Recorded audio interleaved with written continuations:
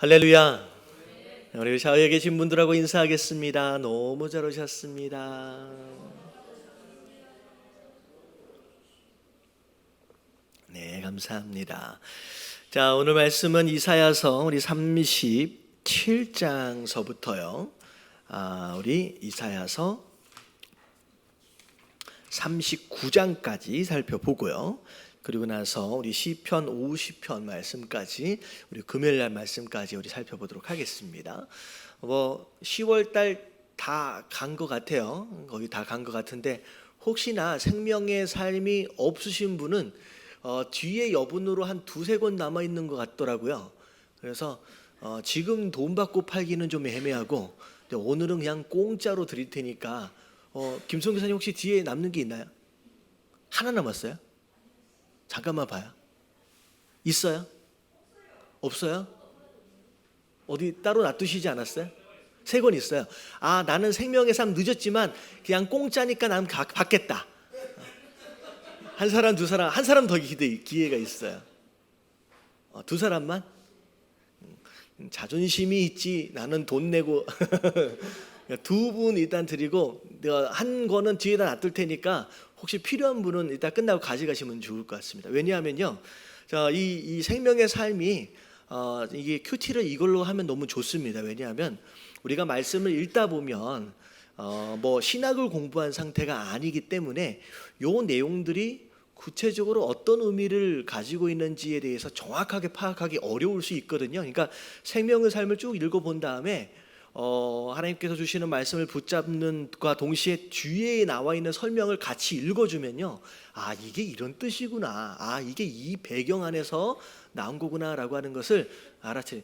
여기 필요한 사람? 김진희 집사님. 예.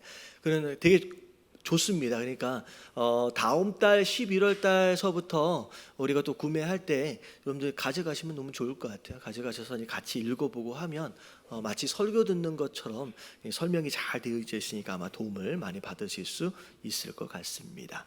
자, 37절서부터 우리가 볼 텐데 이제 히스기야에 대한 내용이 이사야서 이제 중간 정도에 살짝 끼어 있어요. 자, 히스기야가 서부터 시작되는데 이 37장 1절부터 2절까지의 말씀 같이 한번 읽어보도록 하겠습니다. 다 같이 시작. 히스기야 왕이 듣고 자기의 옷을 찢고 굵은 배 옷을 입고 여호와의 전으로 갔고 왕궁 맡은 자 엘리야김과 서기관 셈나와 제사장 중 어른들도 굵은 배 옷을 입으니라. 왕이 그들을 아모스의 아들 선지자 이사야에게로 보내니. 자, 이게 무슨 내용이냐? 앞에 전에 이제 스토리를 좀 잠깐 보면 아수르가 갑자기 쳐들어와서 북이스라엘도 아수르에 의해서 멸망을 당해 버렸어요. 북이스라엘뿐만 아니라 지금 무엇까지도 넘보기 시작했느냐? 유다까지도 넘보기 시작했다는 거죠. 그래서 이미 유다의 큰 성읍들은 이 아수르 군사들에 의해서 이미 점령을 당한 상황입니다. 자, 어느 성만 남아 있냐면 예루살렘 성만 남아 있는 거죠. 근데 이 예루살렘이 원래 성 구조와 지형적으로 언덕 위에 세워진 이 성읍이라서 이게 요새화돼 있어요. 그래서 만만하게 점령하기가 쉽지 않은 성이에요. 예초부터. 그래서 이제 어떻게 했냐면 이제 이 아수르의 군사들이 예루살렘을 뺑 둘러서 포위를 하고 있는 상태입니다. 그러니까 쳐들어와 가지고 무너뜨리기는 쉽지 않고, 자, 어떤 전략을 썼느냐? 포위를 한 상황 가운데서 6개월, 1년, 2년을 기다리면 결국 뭐가 없어서 나올 거다. 먹을 게 없어서 항복하고 나올 거라는 거죠. 그래서 비록 시간은 오래 걸리지만 최소한의 희생을 가지고 이 예루살렘을 점령하기를 작정을 한 거죠. 자, 그 상황 가운데서 백성들로 하여금 스스로 항복하고 나올 것을 이제 기대를 하면서 이 아수르의 장군 랍사게가 예루살렘 성 앞에서 막 이제 이후다가 보낸 이제 사신들과 함께 같이 이야기를 나눴습니다. 근데 이 아수르 장군이 뭐라고 얘기를 했느냐? 네가 아무리 하나님 앞에 기도한다라고 할지라도 하나님이 아수르의 손에서 예루살렘을 구원할 수 있다는 거예요, 없다는 거예요? 없다는 거예요. 생각해 보라는 거예요. 주변에 있는 모든 나라의 신들이 아수르로부터 그들의 나라를 구원한 신이 어디 있었느냐? 그리고 심지어 어디까지? 북이스라엘의 사마리아까지. 북이스라엘은 하나님 나라잖아요. 이스라엘이니까. 근데 북이스라엘의 사마리아조차도 거긴 누굴 섬기는 곳이었어요? 여러분, 이제 사실 우상이 많이 있었지만 이방 민족이 볼 때는 사마리아도 하나님을 섬기는 곳이었어요. 그러니까 그 하나님마저도 이 북이스라엘과 이 사마리아를 아수르 군사의 손에서 구할 수 없었다는 거죠. 너희를 과연 구할 수 있겠느냐는 거죠. 그리고 너희가 지금 이 상황에서 애굽에다가 구원 요청을 했는데 과연 애굽이 너희를 구할 수 있겠느냐? 애굽은 무엇과 같다? 갈대 지팡이와 같다. 그래서 너희가 의지한다라고 할지라도 결국은 의지한 곳으로 말미암아 너희가 어떻게 될 것이다?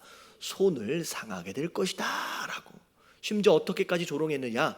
자, 내기 한번 해보자는 거예요. 이 아수르 우리 군사 중에서 말 2,000피를 내줄 테니까 너희가 이 2,000필의 말을 탈 만한 군사를 만들어낼 수 있는지 한번 내기해 보자는 거죠. 실제로 이 2,000필의 말을 탈 만한 2,000명의 군사조차도 예루살렘에 안에 있었다 없었다? 없었다는 거예요. 그러니까 그 이야기를 성 바깥에서 쩌렁쩌렁하게 하니까 그 이야기를 하러 나갔던 이 사신들도 얼마나 부끄럽고 난처하고, 심지어 예루살렘 성 안에서 그 이야기를 듣는 이 유다 백성들은 얼마나 상심이 되겠어요. 그러니까 술렁술렁 거리는 거죠. 난리가 났어요. 그리고 나서 그 이야기를 전에 들은 이 사신들이 자, 누구에게로 돌아왔어요? 유다의 왕 히스기야에게 돌아와서 지금 저 랍삭의 저 아수르 장군이 우리를 향하여서 저런 능욕과 조롱을 했습니다 라고 보고를 한 상태예요. 그게 오늘 말씀의 시작입니다. 자, 그 보고를 듣자마자 히스기야가 어떻게 했다? 옷을 찢고 굵은 베옷을 입고 자, 어디로 갔어요? 여호와의 전으로 갔다는 거예요. 이러면 히스기야가 완전하지는 못했지만 참 괜찮은 왕들 중 가운데 하나예요. 우리가 이 히스기야의 왕에 대해서 우리가 배워야 할 것들이 뭐냐라고 하는 것을 우리가 배울 필요가 있습니다. 특별히 히스기야가 제일 잘했던 것이 무엇이냐? 힘들고 어려울 때마다 항상 어디로 달려갔어요? 여호와의 전으로 달려갔다라고 하는 것. 여러분, 이것만큼은 참 잘하는 것 같아요. 여러분, 이게 쉬울 것 같죠?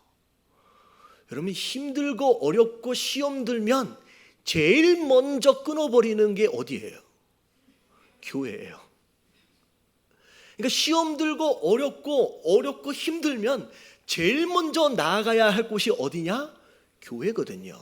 하나님 앞이거든요. 근데 이상하게 시험 들고 어려워지면 제일 어디를 안 가요? 교회를 안 가요. 여러분, 이걸 사실 우리가 본받아야 돼요. 그러니까 사단이 주는 유혹들 가운데 하나예요. 시험 들고 어렵고 괴로우면 풀어낼 수 있는 가장 좋은 방법, 어떻게 보면 해답은 어디에 있어요? 하나님 앞에 있는 줄로 믿습니다. 풀어주실 수 있는 분은요, 문제를 해결해 줄 수 있는 분은요, 위로하실 수 있는 분은요, 하나님 뿐이에요. 근데 사단의 유혹은 뭐냐면 바로 그 자리를 싫게 만드는 거예요. 그 자리에 올 수 없도록 딴 마음을 갖도록 만드는 거예요. 여러분, 이걸 이기실 수 있는 저와 여러분들 되시길 주님의 이름으로 축원합니다. 어렵고 힘들 때일수록 주의 전을 찾는 거, 여러분, 이게 가장 제일 좋은 방법인데 이게 제일 힘든 거라는 거죠. 어떻게 보면 이 히스기야가 제일 잘했다는 게 그거예요. 어떻게 보면 이렇게 얘기할 수 있어요. 하나님이 계신다라고 한다면 왜 이런 일이 일어날 수 있겠느냐? 왜 다른 성읍들이 왜 아수르에게 점령을 당하고 왜 우리나라가 왜 내가 이런 능욕을 당해야 되겠느냐라고 오히려 하나님 앞에 뭐 할 수 있어요? 원망할 수 있고 불평할 수 있고. 하지만 히스기야는 그걸 선택하지 않았어요. 오히려 힘들고 어려우니까 전으로 나아가는 거예요. 뭐 하기 위해 나갔어요? 기도하기 위해. 그리고서 기도하기 위해 나간 다음에 다 얘기합니다. 아까 아침에 보냈던 그 사신들 있잖아요. 사신들 보고 자, 누구에게로 가라? 이사야에게로 가라. 여러분, 히스기야가 하나님께 기도하는 사람이에요. 여러분, 하나님의 음성을 히스기야가 들을 수 있어요, 없어요? 어렵죠, 질문이. 여러분, 히스기야가 유다의 왕이에요. 평소에 기도하는 사람이에요. 평소에 전에 나아가던 사람이고 어려울수록 저에 나가는 사람이에요. 여러분, 히스기야가 하나님의 음성을 들을 수 있는 사람이에요, 없는 사람이에요? 있는 사람이에요. 그럼에도 불구하고 자, 사신들을 누구에게 보냈다? 이사야에게 보냈어요. 왜 그랬을까요? 여러분, 이건 영적인 질서를 아는 사람이에요. 비록 나도 하나님의 음성을 들을 수 있지만 지금 이 나라에, 이 유대 땅에 대제사장으로 세우신 분이 누구예요? 세우신 자가 누구예요? 이사야라는 거예요. 그 영적인 권위 아래서, 위계질서 아래서 그 이사야로부터 음성을 듣기를 원하는 여러분, 이 모습은 어떻게 보면 영적으로 어떤 사람이냐? 겸손을 아는 사람이에요. 이사야에게 보내는 거예요. 나도 충분히 들을 수 있어요. 나도 알 수 있음에도 불구하고 주의 종에게 나가서 기도해 달라고 요청하는, 여러분, 이게 겸손의 모습이에요. 보내는 거예요. 자, 그랬더니 하는 얘기가 뭐냐면 이 책벌과 능욕의 날이라니까 이게 얘기를 하는 거죠. 히스기야가 대신 전하는 거죠. 오늘은 환난과 책벌과 능욕의 날이라. 자, 환난이라는 것은 뭐 당연히 이해할 수 있는 단어죠. 근데 책벌이라고 굳이 이야기하는 이유는 지금 이 일어난 상황들이 누구의 죄로 인한 원인일 수도 있다. 우리의 유다 땅의 죄로 인해 일어난 일일 수도 있다라고 하는 생각도 가지고 있는 거예요. 온전치 못한 것으로 인한 하나님의 매일 수도 있다라고 하는 마음을 갖는 겁니다. 그러면서 아이를 낳으려 하나 해산할 힘이 없음 같도다. 여러분, 아이를 낳다가 해산할 힘이 없으면 어떻게 돼요? 여러분, 아이도 죽고 엄마도 죽는 거예요. 지금 이걸 빨리 해결해 버려야 되는데 해결이 안 되니까 결국 둘 다 죽게 생기는 위기 아닌 위기 상황을 이제 봉착했다라고 하는 것이죠. 그러면서 자, 이제 이야기를 하는 거예요. 4절에 보니까 지금 누구를 능욕했느냐? 자, 이 아수르가 살아계신 하나님을 지금 회방하고 있다는 거예요. 그러니까 인간적인 입장에서 듣는 조롱거리보다 누가 지금 회방을 당하고 있다? 하나님이 회방을 당하고 있다라고 얘기하는 거죠. 그랬을 때 이사야가 이야기를 합니다. 자, 너희는 히스기야 너희 주에게 이렇게 얘기하라. 자, 6절 맨 마지막에 보니까 자, 그가 말하고 있는 이 능욕의 말로 말미암아 뭐하지 말라. 6절 제일 마지막, 두려워하지 말라는 거예요. 하나님의 음성 첫 번째는 뭐냐면 두려워하지 말라는 거예요. 왜냐하면 여러분, 위기를 만나게 되면 제일 먼저 위협을 당하게 되는 게 우리 마음이에요. 마음이 공격을 받거든요. 아직 죽지도 않았어요. 근데 마음이 공격을 받는 것으로 말미암아 마음을 빼앗겨 버리면 다 잃어버리는 거예요. 그래서 일반적으로 우리 속담에 그런 얘기가 있어요. 호랑이를 만나도 뭐만 차리면 된대요? 정신만 차리면 살 수 있대요. 여러분, 이 얘기는 진짜 정신을 차리면 살 수 있다는 얘기가 아니에요. 무슨 얘기인지 아시겠죠? 호랑이 만나서 정신 바짝 차리고 한번 있어 보세요. 살 수 있나? 여러분, 정신을 차리고 있으면 살 수 있다는 얘기가 아니라 호랑이를 만나면 제일 먼저 뭘 잃어버려요? 정신을 잃어버려요. 그래서 먼저 죽는 거예요. 그래서 일반적으로 호랑이나 사자나 등치가 큰 그 위협적인 맹수를 딱 만나면 뭐를 놓쳐버리냐? 마음을 놓쳐버려요. 그래서 충분히 도망할 수 있는 상황이 되어 있음에도 불구하고 뭐가 움직이질 않아요? 몸이 움직이질 않아요. 머리가 움직이질 않아요. 그러니까 하나님 뭐라고 말씀하시냐? 지금 위기를 만났는데 충분히 이 위기를 극복할 수 있는 방법이 누구에게 있다? 나에게 있다는 거예요. 하나님 나에게 있다. 근데 네가 만약에 거기에서 네 마음을 잃어버리면 어떻게 된다는 거예요? 내가 도와줄래 그래도 도와줄 수가 없다는 거죠. 그러니까 네가 먼저 뭘 해야 되는 거예요? 마음을 빼앗기지 않도록 뭐하라? 두려워하지 말라는 거예요. 여러분 사실은 이게 두려워하지 않는 것이 여러분들 마음대로 되는 게 아니라 무엇을 통하여 가능하냐면 기도를 통하여 가능해요. 여러분 기도를 통하면 기도하면요 환경이 바뀌기 전에 먼저 뭐가 추스려져요? 여러분 마음이 추스려져요. 마음과 생각을 뭐 하신다? 지키신다라고 했어요. 여러분 기도를 통하여 가장 먼저 변하는 것은 문제나 환경이 아니라 먼저 뭐가 변한다? 내 마음이 변해요. 내 마음이 지켜지는 거예요. 그러면 그 다음에 하나님이 도와주실 때 그 도움을 받을 수 있는 상태가 되는 거죠. 그러니까 첫 번째 응답이 뭐예요? 뭐하라? 두려워하지 말라. 네 마음 뺏기지 말라는 거예요. 흔들리지 말라는 거예요. 그걸 먼저 응답으로 나옵니다. 자, 그리고 나서 하나님 이제 뭐라고 말씀하시냐? 7절에 보니까 자, 하나님의 영을 그 속에 둘 것이다. 지금 하나님 성령이 역사하실 거라는 거죠. 그러면서 그가 이게 아수르 왕이에요. 아수르 왕이 이상한 소문을 듣고 어디로 돌아간대요? 자기 고국으로 돌아간대요. 전쟁을 하다가 돌아간대요. 자, 그리고서 사실은 고국에 돌아가서 어떻게 된대요? 곧 칼에 죽게 될 것이다 라고 앞으로 있어질 이야기를 미리 얘기를 해주는 겁니다. 자, 그리고 나서 자 어떤 일이 벌어졌는지가 8절 9절에 대한 내용이에요. 자, 8절만 같이 한번 읽어볼게요. 시작. 아수르 왕이 라기스를 떠났다 함을 듣고 랍사게가 돌아갔다가 그 왕을 만나니 림나를 치고 있더라. 자, 이게 갑자기 전세가 이상하게 흘러가게 됩니다. 그러니까 멀쩡하게 어떻게 보면 가만히 예루살렘을 포위하고 있으면 예루살렘은 그냥 어떻게 돼 있어요? 한 6개월이나 1년만 기다리면 항복하고 그냥 나올 수밖에 없는 상황인데 갑자기 이상한 소문을 들은 거예요. 그리고 나서 아수르가 라기스를 떠났다. 이 얘기는 뭐냐면 지금 아수르 왕은 많은 군사를 거느리고 예루살렘에 근접해 있는 라기스라고 하는 성에 주둔하고 있는 상태예요. 그리고 주둔하고 있는 상태, 그러니까 본진이죠, 본진. 그리고 이 아까침에 랍사게라고 하는 장군과 더불어 일부의 군사를 어디로 보낸 거예요?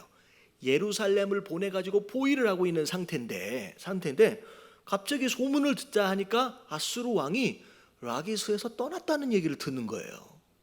그래서 왜 떠났을까라고 해가지고 갑자기 랍사게가 예루살렘에 주둔하고 있는 군사들을 다 몰고 어디로 가버렸어요? 왕 만나러 거꾸로 돌아가는 거예요. 그러니까 이상한 일이 벌어진 거죠.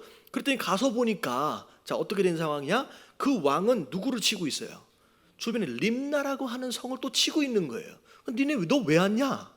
이 상황이 벌어진 거죠. 자, 그렇고 있는 사이에 아수르 왕이 자 무슨 얘기를 또 듣느냐면 구스라고 하는 나라, 구스가 애굽 밑에 있는 나라예요. 근데 이 구스에서 이 아수르와 함께 싸우러 온다라는 소식을 또 듣는 거죠. 그러니까 지금 어떻게 된 상황이냐면 지금 림나랑 싸우고 있는데 갑자기 구스에서도 쳐들어온다는 얘기를 거꾸로 들은 거예요.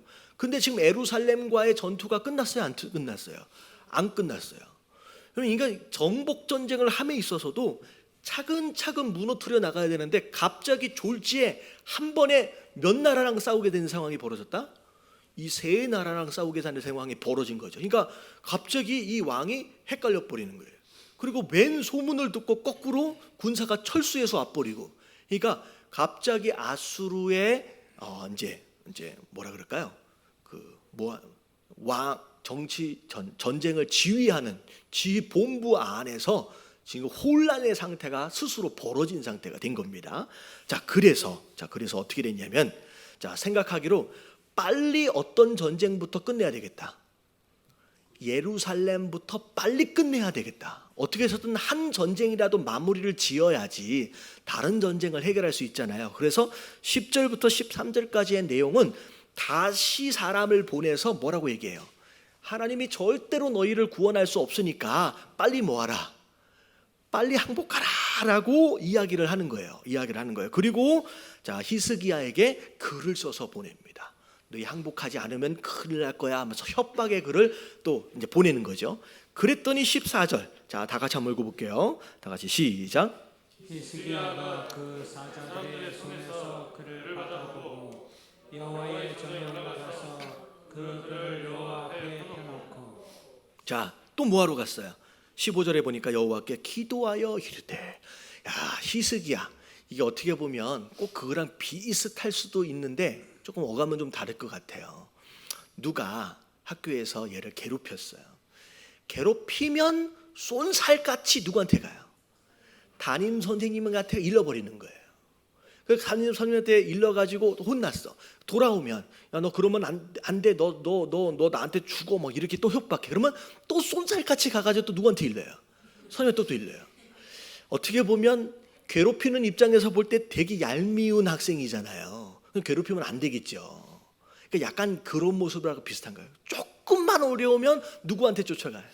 하나님 앞에 쫓아가. 여러분, 이게 귀여움을 받는 것인 줄로 믿습니다. 야, 이걸 진짜 본받아요. 어려울 때마다 쏜살같이 가서 또 기도하는 거예요. 편지를 보냈잖아요. 편지가 증거물이 되는 거예요. 얘가 나한테 이렇게 협박했습니다라고 증거물을 내보이면서 또 쟤 좀 혼내주세요. 자, 결국 어떻게 돼요? 자, 하나님이 응답하시죠. 자, 어떻게 돼요? 자, 잠깐만요. 자, 이제 기도하는 내용이 16절서부터 쭉 나와요. 그룹 사이에 계신 이스라엘 하나님 만군의 여호와여. 이건 그룹은 이제 천사를 의미하죠. 천하 만국의 유일하신 하나님이시라. 주께서 천지를 만드셨나니. 여러분, 이게 창조신앙. 그러니까 하나님은 그냥 내가 만난 이 문제 정도만 해결할 수 있는 그 정도의 하나님이 아니라 창조주 하나님입니다 라고 하는 걸 고백하며 나가는 거죠. 그리고 지금 이렇게 하나님을 지금 해방하고 있습니다 라고 하나님 앞에 기도하며 나갑니다. 근데 자, 19절에 보니까 그들이 신들을 던져 싸우네. 그러니까 수많은 이방들의 신들을 다 불살라 버렸잖아요. 근데 뭐라고 얘기해요? 그들은 신이 아니라는 거예요. 신이 아니었기 때문에 그들의 민족을 구원할 수 없었다는 거죠. 하지만 누구는 진짜 신이에요? 하나님은 진짜 신이지 않습니까? 왜 저들의 신이 저들을 구원하지 못했느냐? 그들은 우상이었기 때문에. 근데 하나님은 우상이 아니지 않습니까? 하나님은 진짜 신이지 않습니까? 그러니까 어떻게 하실 줄 안다. 20절 다 같이 시작. 우리 하나님 여호와여, 이제 우리를 그의 손에서 구원하사 천하 만민이 주만이 여호와이신 줄을 알게 하옵소서 하니라.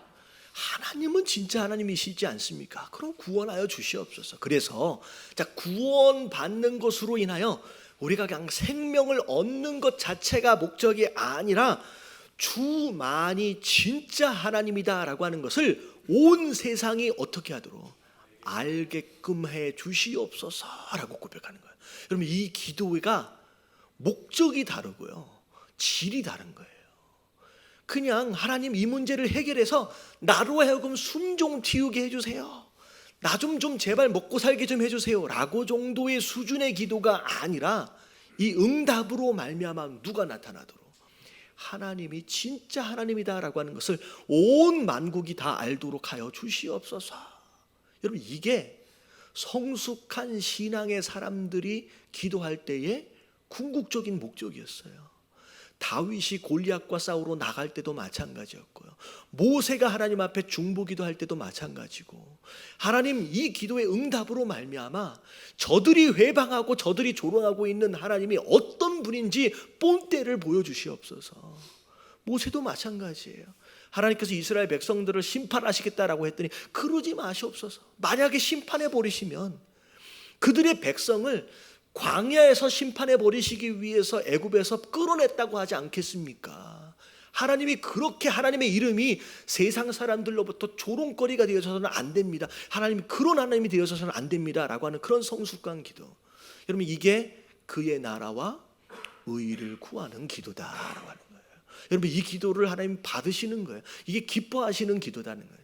여러분, 이런 기도를 할 수 있는 저와 여러분들 되시길 주님의 이름으로 축원합니다. 자, 응답하셨을까요? 안 하셨을까요?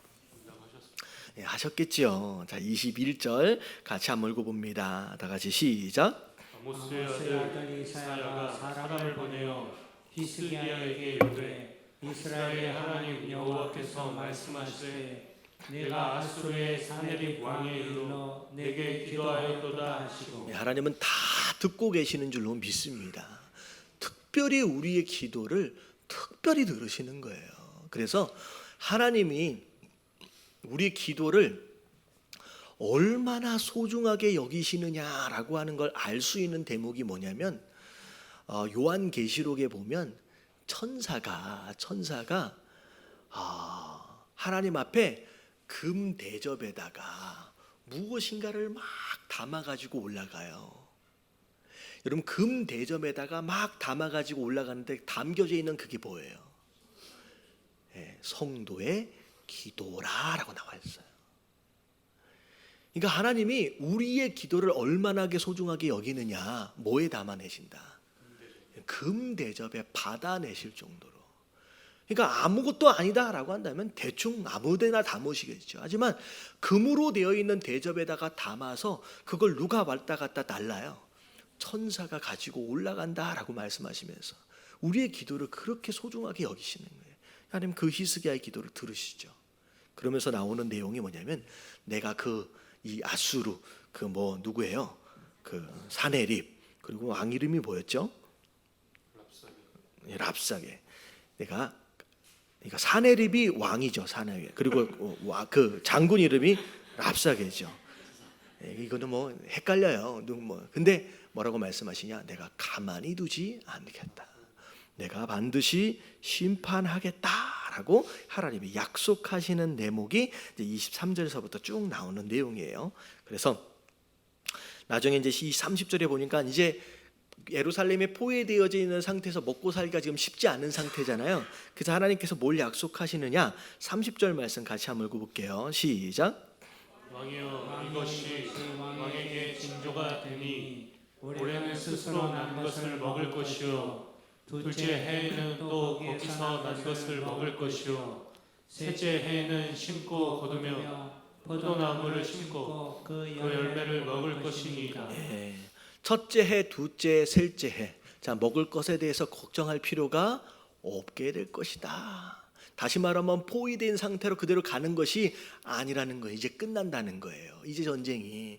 심지어 33절 중간에 보면 화살 하나도 예루살렘을 향하여 쏘지 못할 것이고 방패 하나도 성으로 가까이 오지 못하도록 해버릴 것이다 라고까지 약속하십니다. 그리고 나서 자 36절 어떤 일이 일어나는가 보세요. 자, 다 같이 한번 읽어볼게요. 시작.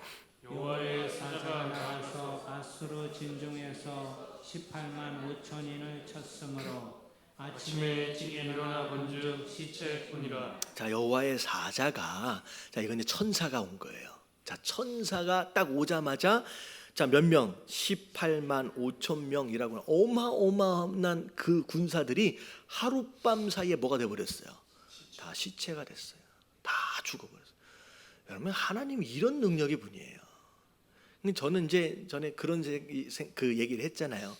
십자가 위에서 돌아가시는 예수님 한마디만 하시면 어떻게 하실 수 있어요? 천사 하나만 내려오면 돼요. 둘도 필요 없어요. 딱 하나만 내려와서 뭐 해버리면 돼요. 딱 1시간 아니 몇 분만 줘도 싹 쓸어버릴 수 있는 능력이 있는 분이에요. 여러분 이게 하나님이신 줄로 믿습니다. 우리가 생각하는 그 정도의 그 수준의 분이 아니라는 거죠. 싹 쓸어버리는 거예요. 그리고 심지어 이 아수르 사네빌 왕이 깜짝 놀라가지고 어떻게 했느냐? 본국으로 빈 털털이 그냥 막 본국으로 돌아간 거죠. 자, 그리고 나서 이 왕이 어디로 가서요? 자기 신전에 가서 경배하는데 자, 누가 와서 죽였어요? 그의 아들들이 와서 아버지를 살해하고 죽여버립니다. 그래서 이 전쟁이 정말 말도 안 되게 끝나버렸어요. 이런 거죠. 우리 입장에서 볼 때는 방법이 없는 거예요. 어떻게 해결할 수 있을지 대책도 없는 거예요. 근데 하나님은 어떻게 하셔요? 하룻밤 사이에 끝내버리시는 분이에요. 여러분 이게 하나님과 우리의 수준 차이인 줄로 믿습니다. 우리가 기도하며 나아갈 때 심지어 내 원하는 응답이 뭔지도 모르게끔 그런 기도들이 있어요. 도대체 어떻게 해결해야 될지, 어디서부터 꼬여 있는지도 모르고 이걸 어떻게 해결해야 될지도 모르게 있는 그런 문제를 만날 때가 있는데, 비록 우리는 해법을 알지 못하지만 하나님은 아신다는 거예요. 자, 뭐 하는 자에게? 하나님 앞에 기도하는 자에게. 여러분, 그 하나님의 기도, 하나님 앞에 기도하는 것으로 말미암아 여러분 이 응답을 누리시는 저와 여러분들 되시길 주님의 이름으로 축원합니다. 그래서 히스기야한테 우리가 진짜 배워야 할 것이 있다라고 한다면 뭐만큼은 꼭 배워라. 그냥 하나님한테 쫓아가는 거. 힘들고 어려우면 어디를 가까이 나오는 거? 교회로 가까이 나오는 거. 성전으로 나아가는 거. 여러분 요거만큼은 배우시길 주님의 이름으로 축원합니다. 예. 자, 그리고 나서 진짜 이 어마어마한 이 문제가 해결이 됐어요. 자, 그리고 나서 38장 1절 말씀 같이 한번 읽어볼게요. 시작. 그때 히스기야가 병들어 죽게 되니 아모스의 아들 선지자 이사야가 나아가 그에게 이르되 여호와께서 이같이 말씀하시기를 너는 내 집에 이원하라 내가 죽고 살지 못하리라 하셨나이다 하니. 자, 그때에라고 시작해요. 이게 무슨 때예요? 그때에 전쟁이 끝났을 때예요. 그 어떻게 보면 스스로 해결할 수 없는 그 어마어마한 위기를 간신히 해결하는 딱 그 순간, 이제 뭐 할 만하다, 살만하다라고 하는 딱 그 순간 뭐가 찾아왔어요? 죽음이 찾아왔어요. 여러분 이게 인생이에요. 여러분 이게 어르신들이 제일 어려움을 당하는 계절이 언제래요? 겨울이 아니에요. 봄이에요. 왜냐하면 겨울은 춥고 바깥에 돌아다니면 위험하잖아요. 그러니까 그것으로 인하여 조심해야지라고 긴장하면서 겨울을 보내. 그러고 난 뒤에 따뜻해지면 뭐 하기 시작해요? 마음을 탁 놔요. 그러면 그때 어떻게 돼요? 그때 많이들 아프시기도 하고 다치시기도 하고 그때 많이 어려움을 겪게 됩니다. 그러니까 우리 인생도 마찬가지예요. 오히려 넘어지지 않도록 하기 위해서 매일매일 아주 잔잔한 뭐가 필요하냐? 긴장이 좀 필요해요.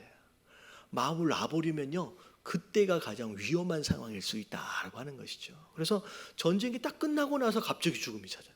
이제는 살만하다, 이제는 괜찮다라고 여기는 그 순간이 가장 위험한 순간이 되어버리는 거예요. 그래서 제가 자주 드는 예 중에 하나가 뭐냐면, 제가 이제 미국에 있을 때 제가 이제 LA에서 섬길 때 사실은 저는 이제 찬양을 인도하는 찬양 사역자였어요. 찬양 사역을 되게 오랫동안 했는데 청년들이 이제 주로 이제 찬양 팀들이기 때문에 제가 청년들하고 같이 해가지고 수련회 아닌 단합 대회를 그 요세미트라고 하는 그 국립공원으로 놀러를 갔습니다. 놀러를 갔는데 거기서 되게 좋은 것이 뭐냐면 그 워터 리프팅이라고 해가지고 고무보트 한 8명 10명 타는 그 고무보트 타고서 급류 이렇게 타고 내려오는 거 있잖아요. 근데 그거 체험하는 게 있어요. 그걸 내려오는데 거의 1시간을 내려와요. 굉장히 길게 내려와요. 한국에서 경험하는 그 워터 리프팅하고 좀 순순히 달라요. 근데 그걸 하면 한 30분 정도 내려오다가 자리를 바꿔요. 왜냐하면 내려오면서 앞뒤로 노를 저어야 되는데 잘못 저으면 이 배가 뒤로 거꾸로 돌아가 버리거든요. 그러니까 이 앞으로 되는 방향을 맞추기 위해서 하둘 하면서 앞으로도 저었다 뒤로 저도 저었다 막 이렇게 해야 돼요. 근데 한 30분을 내려오게 되면 이 팔이 한쪽만 움직이잖아요. 사생결단을 하고 노를 저으니까 이 팔이 어떻게 되냐면 2배로 늘어나요. 별로 믿지 않는 얼굴이신 것 같은데 진짜 30분을 한번 저어보세요. 그러면 이 팔이 근육이 부풀어 올라가지고 더 이상 노를 못 젓게 돼. 그래서 심지어는 이 팔의 근육이 부풀어 올라가지고 머리가 안다 이렇게. 믿어지시지 않죠? 그래서 자리를 바꿔요. 그래서 이게 반대쪽으로. 근데 그걸 하면서 너무 신기한 게 또 뭐냐면 그 보트가 한 7, 8대가 함께 내려가요. 함께 무슨 일이 생기면 같이 움직일 수 있도록. 근데 7, 8대가 같이 내려가는데 이 급류가 심할 때는요, 다리로 이렇게 줄을 딱 걸거든요, 안에서. 그래서 급류로 내려갈 때는 배가 뒤집혀지지 않는 한 한 명도 물에 빠지지 않아요. 왜? 급류라는 걸 알고 위험하다라는 걸 알고 뭐예요? 다 긴장하고 있어요. 근데 신기하게 이제 급류가 끝났다라고 하는 그 순간서부터 한두 명씩 빠지기 시작하는 거예요. 요만한 돌뿌리 안에 딱 걸려서 그냥 넘어지는 거예요. 그게 한두 척이 아니에요. 한 두세 명이 그 1분 안에 뽕당뽕당 빠지기 시작하더라고. 그런 걸 보면서 우리가 영적으로 긴장을 놓기 시작하면 어떻게 될 수 있다? 더 큰 위험을 당할 수 있다라고 하는 것이죠. 그래서 항상 깨어있는 상황 가운데 기도해야 될 줄로 믿습니다. 마음을 딱 놨더니 이제 죽음이 찾아온 거예요. 근데 병이 들었는데 그 나중에 보면 종기가 생기는 병을 알았어요. 근데 자, 이사야가 찾아왔습니다. 내심 히스기야가 뭘 기대했을 것 같아요? 히스기야가 왔으니까 기도하면 나을 거예요 라고 얘기할 것 같았는데 뭐라고 얘기해요? 내 집에다가 유언을 해라. 이것으로 인하여 네가 어떻게 될 것이다? 죽게 된다는 거예요. 자, 그랬더니 그때부터 히스기야가 잘하는 게 있어요. 또 뭐예요? 또 기도하러 나가는 거예요. 심지어 이번에는 벽을 보고 기도합니다. 이 벽을 본다라고 하는 것은 누구에게만 집중하겠다, 오직 하나님께만 집중하겠다라고 하는 사생결단하는 마음으로 그렇게 기도하며 나가는 거예요. 근데 자, 여기까지 기도할 때는 너무 잘한 건데, 자, 우리가 조금 아쉬워할 수 있는 기도의 내용을 보면, 그러니까 아쉬워할 수 있는 것이 뭐냐면 기도의 내용이 조금 아쉬워요. 왜냐하면 자, 앞에 하나님께 영광을 돌리기 위한 기도와는 조금 차이가 있죠. 약간 어색한 기도를 하나님 앞에 합니다. 자, 3절 말씀 같이 한번 읽어봅니다. 시작. 이르되 여호와여 구하오니 내가 주 앞에서 진실과 전심으로 행하며 주의 목전에서 선하게 행한 것을 기억하옵소서 하고 히스기야가 심히 통곡하니. 여러분, 심히 통곡하면서 하나님께 뭐라 그래요? 내가 지금까지 주를 위해서 어떤 일들을 얼마나 열심히 했는지 하나님 아시지 않습니까? 라고 하는 기도예요. 마치 이런 기도랑 비슷해요.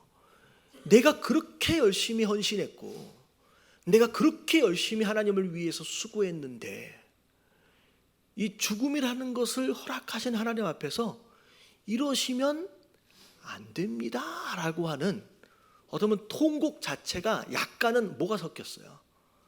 원망 섞인 기도가 하나님 앞에 나오기 시작해요. 그러면서 하나님 응답해 달라고 하는 그 이유가 뭐냐면 내가 그동안 하나님 앞에 행했던 그 의. 다시 말하면 지금 이 기도가 누구의 의를 가지고 나가는 거예요? 자기 의를 가지고 나가는 거예요. 여기서 조금 아쉬움이 생기는 거예요. 여러분, 기도는 응답은 하나님, 내가 하나님 앞에 이런 거 저런 거 했으니까 응답해 주십시오. 여러분, 이거는 세상 다른 종교의 기도예요. 내가 요만큼 했기 때문에 하나님 이거 응답해 주셔야 되지 않습니까? 이게 아니라 여러분, 우리의 기도는, 여러분, 우리의 의는 더러워진 무엇과 같다? 이미 더러워진 옷과 같다라고 얘기했어요. 다시 말하면 기도할 때 우리의 의를 가지고 나갈 만해요? 아니라는 거예요. 그냥 기도는 뭐 하는 거예요? 하나님, 나를 불쌍히 여겨주셔서. 여러분, 의를 가지고 나가는 게 아니에요. 여기서부터 약간 아쉬움이 남는 거예요. 제가 그 예 드린 적 있잖아요. 어떤 장로님이 그 장로님으로 인하여 세워진 교회가 서너 개예요. 얼마나 헌신했는지. 근데 나중에 암이 걸려가지고 돌아가시게 됐는데 기도하시는 게, 제가 하나님을 위해서 교회를 몇 개를 세웠는데 하나님 이러면 안 되지 않습니까? 라고 자기가 여태껏 했던 자기 의를 가지고 나가는 기도. 여러분, 이런 기도. 그리고 되게 중요한 게 뭐냐면 죽음이라고 하는 것을 받아들일 때 여러분, 심히 통곡함으로 받아들일 만한 것이냐는 거죠. 여러분, 성도의 죽음은요, 절망에 빠진 자의 모습처럼 심히 통곡할 문제가 아니에요. 여러분, 나중에 응답하신 그 기도에 대하여 찬양할 때에 이 히스기야의 고백을 보면 이 히스기야는 내세에 대한 소망이 있던 사람이었을까요? 없던 사람이었을까요? 그럼 다음 장에 나와요. 내세에 대한 소망이 없는 사람이에요. 이 세상이 전부다라고 하는 지식을 가지고 있어요. 내가 죽음 이후에 하나님을 다시는 못 만나게 된다까지 생각을 했어요. 그러니까 내세에 대한 소망이 없는 자이기 때문에 죽음이 끝이라고 생각하는 거예요. 죽음이 재앙이라고 생각하는, 심판이라고 생각하니까 내가 어떻게 해서든 지금 뭐 해야 된다, 살아야 된다라고 생각밖에 안 되는 거예요. 그러니까 통곡이 나오는 거죠. 자, 그러면서 하나님 앞에 나아갑니다. 자, 그랬더니 자, 어찌되었든 하나님이 그 기도에 응답하세요, 안 하세요? 정말 다행히 감사하게도 그 기도에 응답해 주십니다. 자, 근데 몇 년을 연장받아요? 15년. 긴 시간이에요, 짧은 시간이에요? 제법 긴 시간입니다. 근데 저는 그렇게 생각해요. 처음 15년 연장 받을 때는 되게 감사했을 것 같아요. 근데 그럼 내가 언제 죽을지를 알고 사는 인생이 여러분 매일매일 행복할까요? 그래 본 적이 없어서 잘 모르겠죠. 여러분 지금 오늘 하루를 고나마 요만큼 행복하게 사는 이유가 뭐냐면 내가 언제 갈지 모르기 때문이에요. 아무리 몇 년 더라고 할지라도 내가 1년 뒤에 죽는다라고 하면요, 여러분 그건 지옥이에요. 내가 한 달밖에 안 남았다, 내가 이제 일주일밖에 안 남았다, 그러면 그게 행복한 게 아니죠. 그럼 뭐가 축복이냐? 여러분 막 졸라가지고 받아낸다고 해서 그냥 그게 축복이냐? 여러분 그게 아니에요. 그냥 허락하신 대로, 졸라서 받아내지 마시고 그냥 허락하신 대로 그걸 감사함으로 여러분 겸허하게 받아들이는 것이 오히려 우리에게 더 나을 수 있는 줄로 믿습니다. 그래도 더 살고 싶죠. 근데 더 안타까운 건 뭐냐면, 자, 이 스토리 이후에 히스기야가 무너져 버려요. 이 15년의 삶을 연장받고 난 뒤에 무너져요. 자, 대표적인 예가 뭐냐면 이 히스기야 다음에 왕이 되는 사람이 히스기야 아들 이름이 뭐냐면 므낫세예요. 이 므낫세라고 하는 왕은요, 이 남유다 가운데 가장 악랄한 왕으로 손에 꼽히는 사람이에요. 아버지가 무너뜨렸던 산당을 다시 짓고요, 아버지가 무너뜨렸던 우상들을 전부 다 세우고요, 영적으로 이 유다를 최악의 상태로 몰고 간 가장 악랄한 왕이 므낫세인데, 그 므낫세가 언제 태어났냐면 히스기야가 15년 이 생명을 연장받았던 그 안에서 태어난 사람이에요. 어떻게 보면 저는 이제 그런 표현도 썼어요. 예전에는 차라리 히스기야는 언제 죽었던 것이 더 나았다. 여러분 요때 죽는 게 훨씬 더 나은 세상이에요. 더 많이 산다라고 하는 것 자체가 축복이 아니라 주어진 삶을 어떻게 사느냐라고 하는 것이 더 중요한 것인 줄로 믿습니다. 자, 여기 이제 일단은 15년 연장을 받았어요. 그리고 나서 나중에 그것에 대한 증거로 심지어 해 그림자가 뒤로 10도를 물러가게 된대요. 결국은 10도를 물러간다라고 하는 건 지구가 돌다가 어떻게 도는 거예요? 거꾸로 도는 일들로까지 하나님이 허락하시면서 이제 15년 연장받을 것에 대해서 증거로 보여주십니다. 자, 여기까지는 하나님께서 이제 응답을 하시는데, 자, 기도할 때, 자, 9절서부터 나오는 내용들을 쭉 읽어보면요, 히스기야가 왜 그토록 죽음을 두려워했느냐라고 하는 것을 알 수 있는 대목이에요. 자, 9절, 10절, 11절, 자, 다 같이 한번 읽어볼게요. 시작. 유다 왕 히스기야가 병들었다가 그의 병이 나을 때에 기록한 글이 이러하니라. 내가 말하기를 나의 중년에 수월의 문에 들어가고 나의 여생을 빼앗기게 되리라. 자, 죽음이라고 하는 것을 뭘 뺏긴다고 느꼈어요? 내게 남겨져 있는 삶을 빼앗겨 버린다라고 하는 관점을 가지고 있는 거예요. 더 읽어볼게요. 시작. 내가 또 말하기를 내가 다시는 여호와를 배웁지 못하리니 산자의 땅에서 다시는 여호와를 배웁지 못하겠고 내가 세상의 거민 중에서 한 사람도 다시는 보지 못하리라 하였도다. 자, 죽으면 하나님을 뭐 한다고 생각해요? 이제 못 본다고 생각하는 거예요.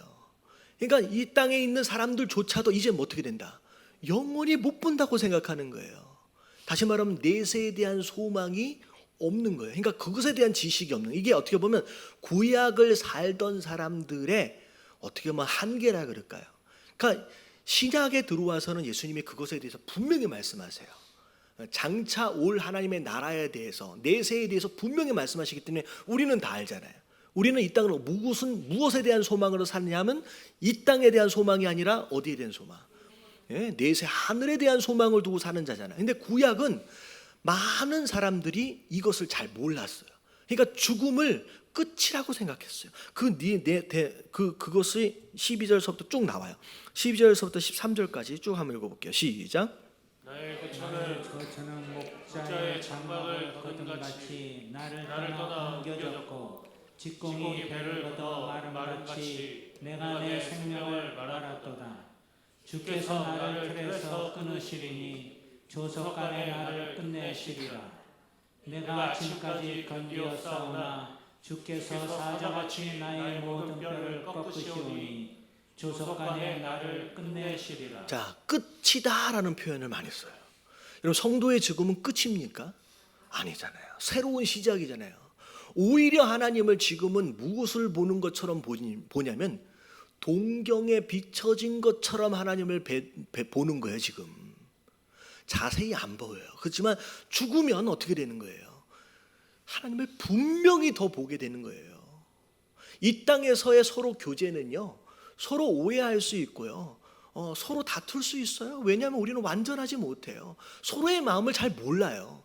그렇기 때문에 그런 일들이 일어나요. 근데 저 세상에 가면 이 땅에 있는 사람들을 다 다시 어떻게 돼 있어요? 다시 다 만나게 돼요. 그때는 싸워요, 안 싸워요? 안 싸우죠. 그때 가서 싸우면 진짜 철이 없는 거지. 그때 가면 싸울 일도 없어요. 왜냐하면 네 마음 내 마음을 다 이제 아는 거예요. 우리가 서로의 본심을 잘 모르기 때문에 오해를 하게 되고 서로의 진짜 마음을 모르니까 괜히 다투는 거예요. 저 세상에 가면 다시 만나게 되면서 그럴 일도 없어요. 근데 히스기야는 뭐라고 생각하냐? 이게 끝이다라는 생각. 그러니까 끝이다라고 하는 지식이 들어와 있으니까 죽으면 돼요, 안 돼요? 안 된다라고 생각하는 거예요. 여러분, 이게 우리가 공부해야 하는 이유예요. 이거 말씀을 배워야 하는 이유예요. 그러니까 배우지 않고 알지 못하면 잘못된 지식으로 말미암아 잘못된 신앙이 세워져 가는 거예요. 그래서 어찌되었든 여러분, 설교만 듣지 마시고 수요예배든 금요예배든 말씀을 배우려고 애쓰시길 주님의 이름으로 축원합니다. 그래서 예수님 당시에서 그 영적인 것들에 대해서 내세에 대해서도 믿지 않는 파가 있었죠. 누구 파였었어요? 그 바리새인 말고 또 있었잖아요. 사두개인. 사두개인이라고 하는 사람은 신약 시대에서도 내세에 대해서 믿지 않는 부류의 사람들이었어요. 그래서 그 사람들은 뭐만 성경을 봤냐면 모세 오경만 보는 거예요. 모세 오경만 보는 거예요. 그냥 그런 신앙, 그냥 그런 지식을 가지고 있으면 잘못입니다. 그러니까 바로 배워야 바른 신앙을 세워갈 수 있어요. 그래서 우리 주보를 보면 여러분들이 아마 잘 눈치채지 못하고 지나갈 수 있는데, 주보 맨 위에, 맨 앞장에 그 몇 월 며칠 나온 다음에 그 두 번째 줄을 보면 우리 교회의 사역의 세 가지 기준이 단계가 있어요. 바른 교육, 바른 신앙, 바른 생활. 자, 바로 배우지 않으면요, 바로 신앙을 세워갈 수 없고요, 신앙이 바르지 않으면요, 삶을 제대로 살아갈 수 있다 없다? 없다라는 거예요. 그래서 우리가 배워야 해요. 그러니까 이 부분에 대해서 잘 이제 제한된 이제 지식을 가지고 있음으로 인하여 어쨌든 이제 이런 고백들이 나오는 거죠. 근데 자, 그 어쨌든 죽음 바로 앞에까지 경험한 그런 상황 가운데서 17절에 보니까 그 고통을 통하여 어떤 교훈을 얻었다라고 하는 것으로 또 하나님 앞에 이야기를 또 합니다. 찬양을 합니다. 그러니까 이제 앞에 히스기야의 연약함은 또 연약함이고, 또 그 상황 안에서 또 나름대로의 교훈을 얻어서 그것으로 자기의 성장을 도모하는 건 또 우리가 배워야 할 부분이죠. 그래서 우리에게 시험을 허락하시고 고난을 허락하시는 것은 이유가 있어요. 목적이 있어요. 우리로 하여금 뭐 하도록 하기 위해서? 성장하도록 하기 위한 거예요. 그래서 그런 시험이나 그런 어려움을 통하여 우리가 이제 성장해 가는 건 우리가 이제 또 배워야 할 점입니다. 근데 자, 비록 좀 어색하기도 하고 조금 모순된 부분이 보이는 감사와 찬양이었다라고 할지라도, 자, 하나님께서 이 찬양과 이 감사를 받으셨을까요? 안 받으셨을까요? 받으셨어요. 왜냐하면 우리의 연약함을 누구보다도 누가 더 잘하신다? 하나님이 더 잘하세요. 그러니까 이런 거예요. 완벽한 누군가의 찬양만 받으시는 게 아니라 하나님은 다 아세요. 이런 지식이 없는 것도, 저런 연약함이 있는 것도 그냥 하나님은 다 아시는 거죠.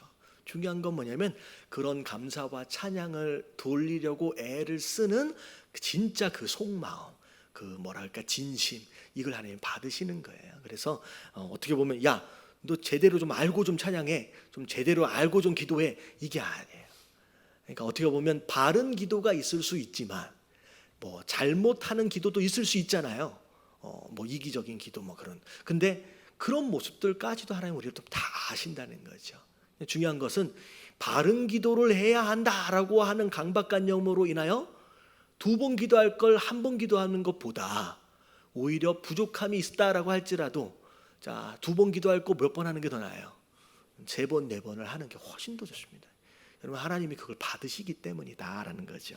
여러분, 하나님은 좋으신 하나님이에요. 할렐루야. 하나님이 자, 히스기야의 이 기도를 또 받으세요. 자, 그런 가운데 이제 39장으로 넘어왔어요. 자, 1장을 같이 한번 읽어볼게요. 시작.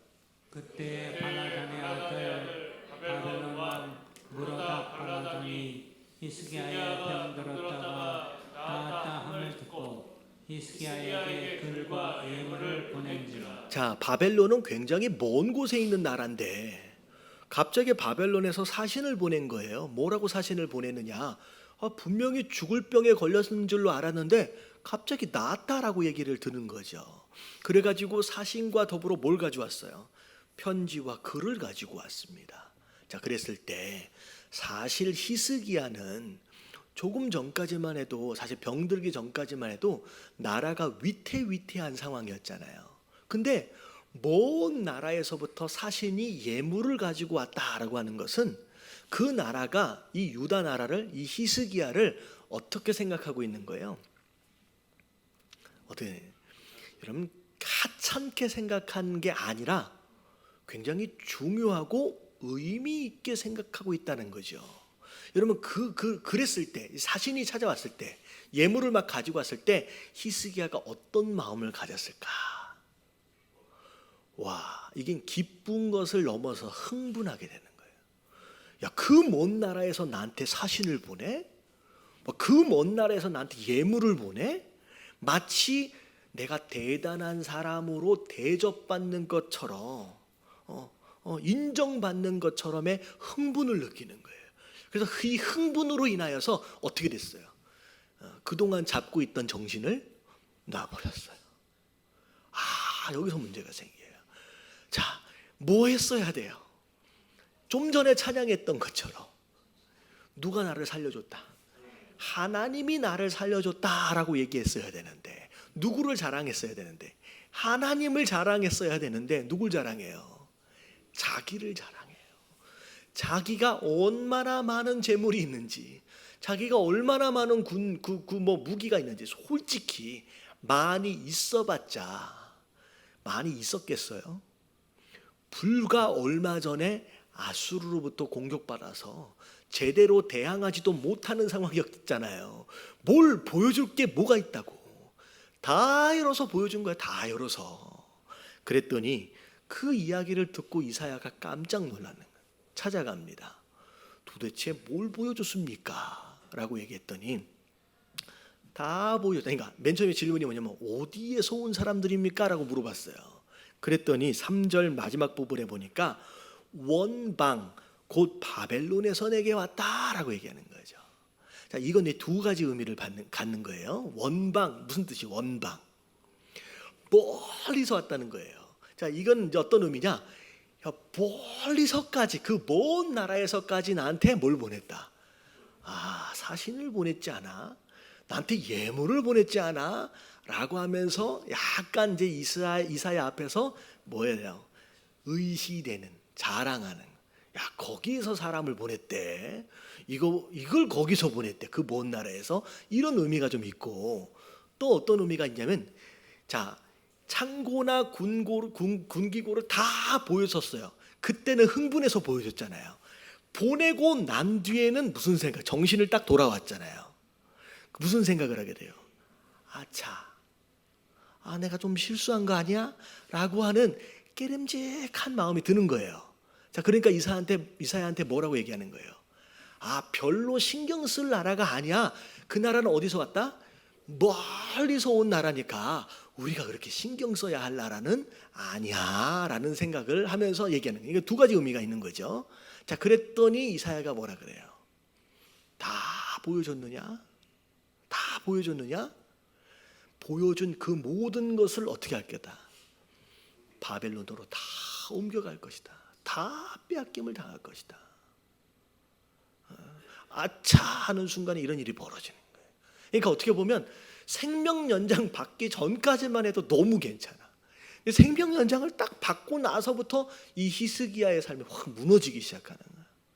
근데 결정적으로 아쉬운 게 뭐냐면 심지어 어떤 일들까지 벌어지냐? 이 보물 빼앗기는 것뿐만 아니라 네 자손들 중에, 네 왕자들 중에 몇몇은 뭐로 끌려가요? 포로로 바벨론에 끌려가는 일들까지 벌어질 것이다 라고까지 경고합니다. 자, 그러면 어떻게 해야 되는 게 맞아요? 자, 이런 어마어마한 이제 실수를 저지르고 이런 일이 벌어졌어요. 어떻게 하는 게 맞아요? 회개하고 하나님 어떻게 하면 되겠습니까? 라고 이사야에게 묻고 나오는 게 맞는 거예요. 그게 사실은 불과 생명 연장받기 그 전까지만 했어도 아마 히스기야가 그렇게 반응했을 것 같아요. 원래 기도하는 걸 잘했잖아요. 근데 생명 연장 딱 받고 나서 히스기야가 변질됐어요. 교만해져 버렸어요. 자, 무슨 일이 벌어져요? 8절에 뭐라고 얘기했는지 보세요. 자, 다 같이 한번 읽어봅니다. 시작. 히스기야가 이사야에게 이르되 당신이 이른바 여호와의 말씀이 좋소이다 하고. 이렇게 말하면 돼요, 안 돼요? 하나님 말씀하신 좋다, 다 받겠다. 그리고 심지어 뭐라고 얘기해요? 다 같이 시작. 또 이르되 내 성전에는 평안과 경광이 있으리로다 하니. 이게 말이 맞아요. 내가 살아있는 동안에 평안하면 됐다는 거예요. 내 후손들이 무슨 일을 당하든 나랑 상관이 있다 없다? 없다. 이 얘기는 지금 이 말을 하고 있는 히스기야의 내적인 모습을, 어떤 마음인 것 같아요 지금? 이 히스기야가 이 이사야에 대해서 어떤 마음을 품었어요? 불쾌한 마음을 표현한 거예요. 네가 나한테? 그런 마음이 여기 섞여 있는 거예요. 그러니까 어떻게 보면 원래 이 모습이 아니었잖아요. 생명 연장 받기 전까지만 해도 그 어려운 상황에서도 자기가 충분히 기도하며 나아갈 때는 응답도 받는데 이사야한테 굳이 응답을 바라면서 이사야한테 사람을 보내고 하는 되게 겸손한 사람이었거든요. 근데 생명 연장을 딱 받고 나서 사람이 바뀌어 버렸어요. 교만해져 버렸어요. 하나님이 아니라 자기 자신을 자랑하는 이상한 사람이 됐다. 그래서 제가 히스기야를 보고 뭐라고 얘기하느냐? 그때 죽는 게 훨씬 더 아름다운 사람이에요. 여러분, 더 오래 사는 것으로 더 응답받는 것, 그거 자체가 중요한 게 아니에요. 여러분, 우리 인생 오래 살아본들 몇 년 살아요? 80, 90, 100년 산다고도 하지만 더 중요한 건 뭐냐면 한 날 두 날을 더 사는 게 아니라 끝까지 하나님 앞에서 아름답게 살다가 가는 게 더 중요한 것인 줄로 믿습니다. 그래서 여러분, 이 내용까지를 좀 보면서 우리가 히스기야를 통하여 배워야 할 부분들은 우리가 배워야 돼. 근데 히스기야로부터 우리가 배우지 말아야 할 그 연약함과 아쉬운 부분들은 우리가 닮아가면 안 된다라고 하는 거. 끝까지 겸손함으로 하나님 앞에 나아갈 수 있는 저와 여러분들 되시길 주님의 이름으로 축원합니다. 자, 여기까지가 히스기야까지가 이사야 오늘 이제 중간까지의 이야기입니다. 그러고 나서 이사야는 아마 다음 텀에 해가지고 뒤에를 이어서 갈 것 같아요. 그래서 이사야를 중간까지 이제 봤습니다.